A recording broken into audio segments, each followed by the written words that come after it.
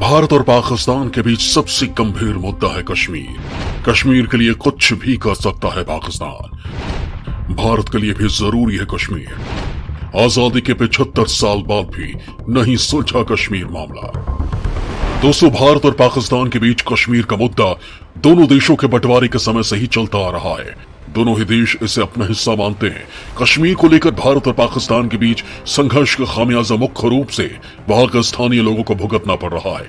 सिर्फ स्थानीय लोग ही नहीं, देश के अलग अलग हिस्सों में भी इसका प्रभाव देखने को मिलता है।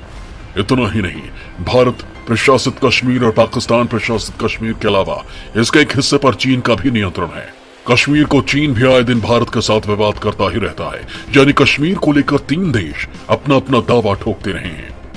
लेकिन दोस्तों, यहां सवाल आता है कि आखिर कश्मीर में ऐसा क्या है कि भारत और पाकिस्तान इसे छोड़ना नहीं चाहते हैं।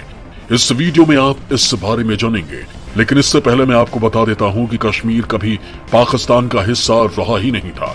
लेकिन बंटवारे के समय पाकिस्तान ने कश्मीर पर हक जमाने की पूरी कोशिश की थी।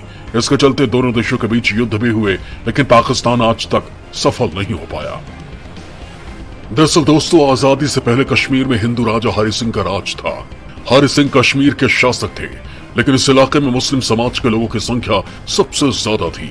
1947 में बंटवारे के समय हरि सिंह ने भारत या पाकिस्तान में शामिल होने के बजाय स्वतंत्र रहने का फैसला किया। इस बीच पाकिस्तान ने कश्मीर में अपना कब्जा जमाने के लिए सेना भेज दी। इससे डरकर हरि सिंह ने भारत से मदद मांगी। इस पर भारत ने कुछ शर्तें रखी और फिर हरि सिंह की मदद की। इस तरह से भारत और पाकिस्तान के बीच 1947-48 में पहली बार युद्ध हुआ। इन दोनों देशों के बीच 2 साल तक युद्ध चला। वहीं युद्ध विराम पर सहमत होने के बाद पाकिस्तान ने अपने सैनिकों को निकालने से इनकार कर दिया और कश्मीर 2 भागों में विभाजित हो गया। कश्मीर समस्या का समाधान निकालने के लिए भारत के तत्कालीन प्रधानमंत्री जवाहरलाल नेहरू ने संयुक्त राष्ट्र हस्तक्षेप करने की मांग की। इस पर संयुक्त राष्ट्र ने दोनों देशों के बीच सहमति बनाने की कोशिश की और सीज फायर की बात कही। इसके अलावा संयुक्त राष्ट्र ने कश्मीर आवाम से वोट करने के बाद कही कि वो किसके साथ रहना चाहते हैं। इस पर भारत के पक्ष में वोट चले गए थे। वहीं पाकिस्तान ने 1949 में सीज फायर की बात मानी और इस तरह से एक विवादास्पद सीमा का निर्धारण किया गया, जो कि लाइन ऑफ कंट्रोल है, यानी LOC के नाम से जानी जाती है। वहीं 1965 और 1999 में एक बार फिर से भारत पाकिस्तान के बीच युद्ध हुआ, जिसमें पाकिस्तान बुरी तरह से परास्त हुआ। मौजूदा समय में कश्मीर का 65% क्षेत्र भारत के नियंत्रण में है। वहीं कश्मीर के 30% भाग पर पाकिस्तान का कब्जा है। इतना ही नहीं, कश्मीर पर चीन भी दावा करता है। वो कश्मीर का लगभग 15% हिस्सा कंट्रोल करता है। भारत का जम्मू कश्मीर वैली, लद्दाख और सियाचिन ग्लेशियर उसके हिस्से में है, जबकि पाकिस्तान का आजाद कश्मीर गिलगित बाल्टिस्तान पर नियंत्रण है। वहीं चीन ने कुछ हिस्सों पर जबरन कब्जा कर रखा है। चीन का डेमचौक जिला, शक्सगम वैली और अक्साई चीन पर नियंत्रण है। 1950 के दशक में जब भारत और पाकिस्तान विषम परिस्थितियों में थे, तब चीन ने पूर्वी कश्मीर पर धीरे धीरे नियंत्रण कर लिया था। दोस्तों, कश्मीर पर्यटन के क्षेत्र और पूरी दुनिया में एक ब्रांड की तरह है। कश्मीर इतना खूबसूरत है कि दुनिया भर से लोग यहाँ हिमालय की खूबसूरती देखने आते हैं। कश्मीर में पर्यटन ही आय का मुख्य स्रोत है। सेब और अन्य फल भी बहुत प्रसिद्ध है, इसलिए कश्मीर को धरती का स्वर्ग कहा जाता है। इसके साथ ही कश्मीर अपने भू स्थिति के कारण भी मानचित्र पे अलग पहचान रखता है। कश्मीर की सीमा चीन, रूस और अफगानिस्तान से मिलती है। पूरी दुनिया में कश्मीर ही एक ऐसी जगह है जहां से आप 2 शक्तिशाली देशों पर एक साथ नजर रख सकते हैं और अफगानिस्तान के रास्ते अरब देशों में जा सकते हैं बिना पाकिस्तान जाए। कश्मीर संसाधन के दृष्टिकोण से भी बहुत महत्वपूर्ण राज्य है। इसके साथ ही यहाँ प्राकृतिक संसाधनों की भरपूर मात्रा है।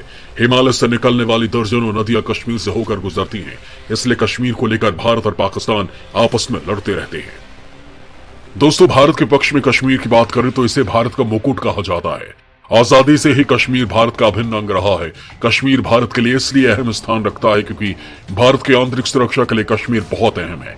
जिस हिस्से में पाक का कब्जा है, उसमें आतंकवादियों का ठिकाना है, जो भारत को अस्थिर करने और विकास की गति को प्रभावित करने के लिए काम करता रहता है। इससे निपटने के लिए जरूरी है कि पूरे कश्मीर पर भारत का नियंत्रण हो। दूसरा है दक्षिण एशियाई देशों से जमीनी संपर्क। भारत के विकास के लिए जरूरी है कि दक्षिणी एशियाई देशों के साथ जमीनी संपर्क बना रहे। अफगानिस्तान के रास्ते भारत बाकी दक्षिण एशियाई राष्ट्रों से सीधे जुड़ सकता है, लेकिन अभी के हालात के मुताबिक ऐसा संभव नहीं है, क्योंकि कश्मीर के जिस हिस्से से अफगानिस्तान की सीमा सटती है वो पीओके में पड़ता है। इसलिए भारत वो दक्षिण एशियाई राष्ट्रों के बीच अभी हवाई संपर्क है, जमीनी संपर्क नहीं है। तीसरा है प्राकृतिक संपदा। दोस्तों, भारत की जनसंख्या दिन ब दिन बढ़ती जा रही है। ऐसे में बिजली की मांग भी बढ़ती जा रही है। इसे पूरा करने के लिए कश्मीर बहुत ही उपयोगी सिद्ध हो सकता है। कश्मीर घाटी में ग्लेशियर और साफ पानी जैसे प्राकृतिक संपदा का भंडार है। भारत इसका इस्तेमाल बिजली उत्पादन और सिंचाई परियोजनाओं को सफल बनाने के लिए कर सकता है। इससे बिजली संकट और सिंचाई की समस्या को हल किया जा सकता है। पाकिस्तान भी बिजली संकट से जूझ रहा है और ऐसे में पाकिस्तान भी इस संपदा को नहीं छोड़ना चाहता है। चौथा कारण है भारत की प्रतिष्ठा। भारत के लिए कश्मीर एक प्रतिष्ठा का विषय बन गया है। भारत एक विशाल देश है और ऐसे में एक छोटे से देश से हार मान जाए, ये संभव नहीं है। वही पाकिस्तान की बात करें तो कश्मीर पाकिस्तान के लिए एक नहीं बल्कि कई मायनों में अहम है। इसमें सबसे पहला प्रतिष्ठा की लड़ाई। कश्मीर पाकिस्तान के लिए प्रतिष्ठा की लड़ाई बन चुका है। वो किसी भी कीमत पर वैश्विक जगह में हार स्वीकार नहीं करना चाहता। वही दूसरा है आतंकवाद को छिपाने की जगह। पूरी दुनिया में पाकिस्तान एक टेरर स्टेट के तौर पर जाना जाता है। कश्मीर के जिस हिस्से पर पाकिस्तान का नियंत्रण है, वहां से आतंकी गतिविधियों को चलाना आसान है। इसलिए पाकिस्तान नहीं चाहता कि यह हिस्सा भारत को चला जाए। जितने भी पाकिस्तानी आतंकियों के अड्डे हैं, वो सब पीओके में स्थित हैं। हिजबुल मुजाहिदीन, लश्कर-ए-तैयबा, जम्मू कश्मीर लिबरेशन फ्रंट आदि तमाम आतंकी संगठन अपनी आतंकी गतिविधियों को छिपाने के लिए कश्मीर की आजादी की बात करते हैं। तीसरा है धार्मिक जिहाद। पाकिस्तान लगातार ये दलील देता रहा है कि भारत कश्मीरियों के साथ बुरा व्यवहार करता है, इसलिए कश्मीरियों को बचाने के लिए पाकिस्तान लड़ाई लड़ रहा है, जबकि हरकत इससे उलट है। कश्मीर में धार्मिक जिहाद को बढ़ावा देकर भारत को अस्थिर करने और कट्टरता और इस्लाम को बढ़ावा देने के लिए पाकिस्तान इस पर अपना दावा जता रहा है। चौथा है चीन के साथ कनेक्टिविटी।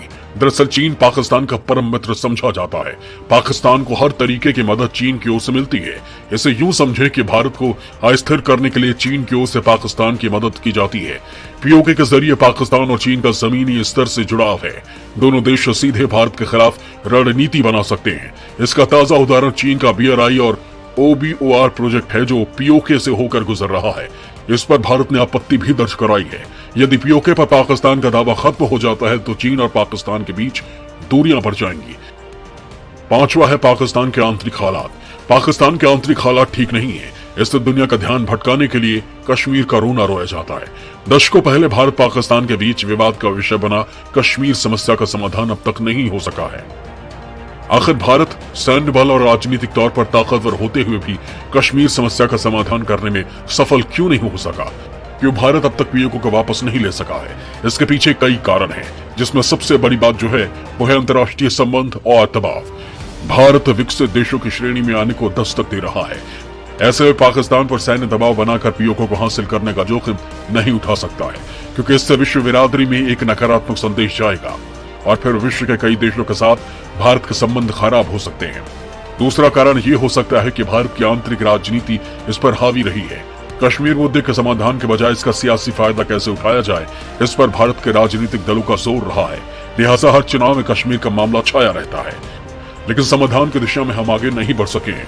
तीसरा कारण ये भी है कि कश्मीर समस्या के समाधान के लिए किसी तीसरे पक्ष का हस्तक्षेप भारत को स्वीकार नहीं है। भारत चाहता है कि कश्मीर समस्या का समाधान द्विपक्षीय वार्ता के जरिए ही किया जाए, लेकिन पाकिस्तान इस मसले को बार बार अंतर्राष्ट्रीय स्तर पर उठाकर भारत के मंसूबों पर पानी फेर देता है।